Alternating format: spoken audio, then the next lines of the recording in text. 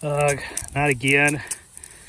Another leak in my water hose to fix. I don't know how many times this has happened. I just fixed this one right here not too terribly long ago. Morning folks, I'm Scott and welcome to Wattsway Farms. In this video, it's going to be a short one. I'm going to do a little brief DIY on what I hope is going to be a rupture-proof water hose.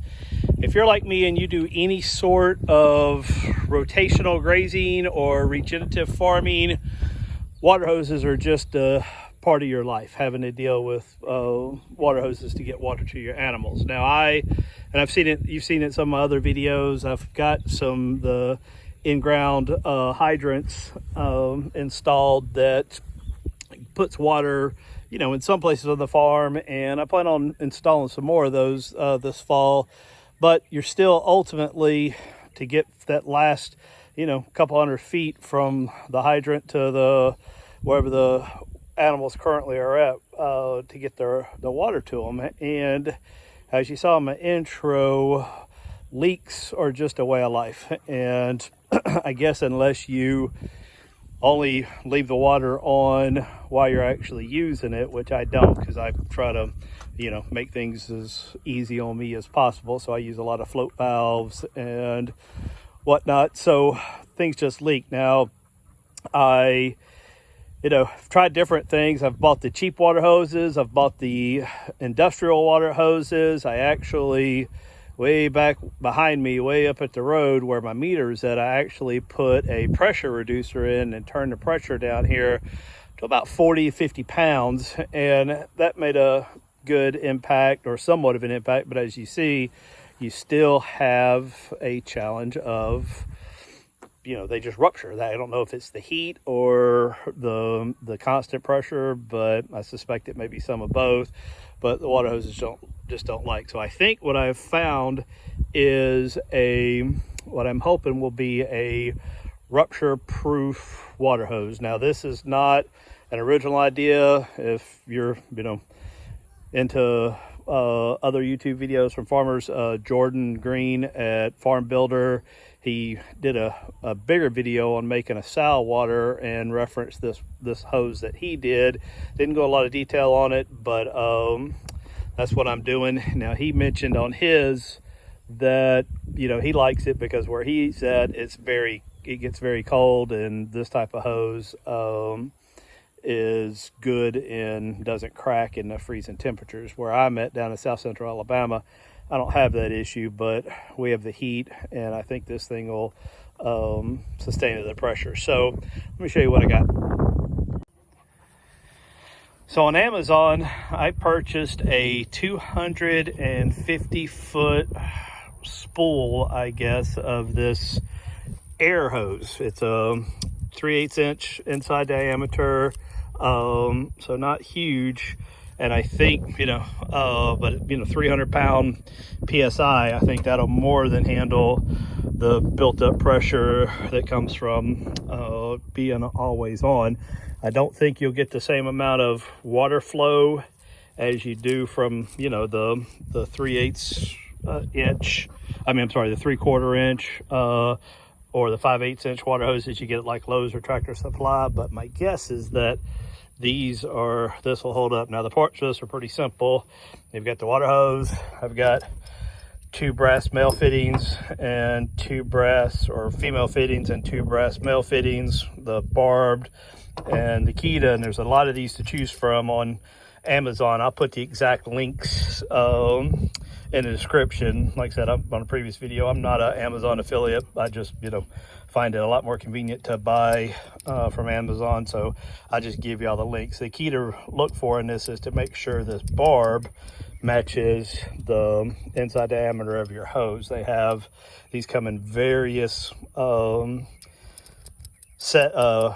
different sizes, I guess, and you just want to make sure they match. And the other part is to make sure that it's the garden hose connectors and not the MPT, and then that and 4 clamps, and that's all you need. The only tools for this is going to be a pair of scissors to cut that, and then a screwdriver to tie these clamps down. Now what I'm going to do is I'm going to basically cut this in half. I'm going to stretch the whole thing out.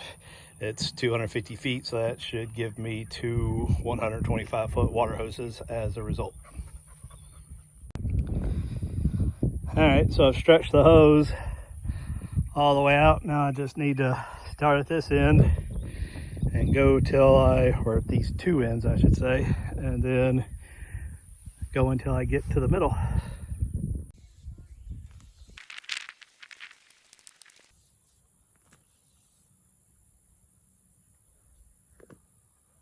And now I just split the hose in half.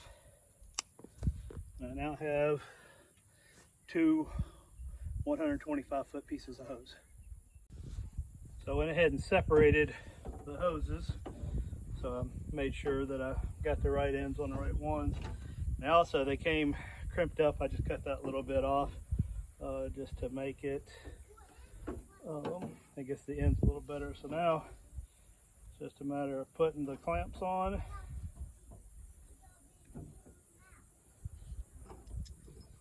Putting one male on, one female on, then tightening the clamps down. Loosen it up a little bit.